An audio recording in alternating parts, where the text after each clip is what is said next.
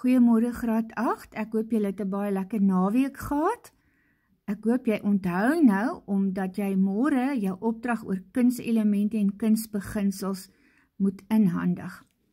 Ons gaan nie vandag met nuwe werk begin nie.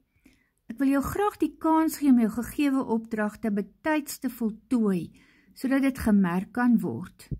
Onthou baie belangrik, op jou opdrag, die regte datum soos vir jou gegee is, op jou voorblad, die regte datum soos vir jou gegee is. Baie dankie vir julle harde werk, en ek sien regtig uit daarna om julle opdragte te kry, want ek was so gewoond, ons loop deur die klas en ek kyk wat doen julle, en nou het ek nie 'n idee wat gaan na buite aan nie, so ek sien baie uit daarna om julle opdragte te kry. Mooi bly en kyk na julle self. Ons praat weer.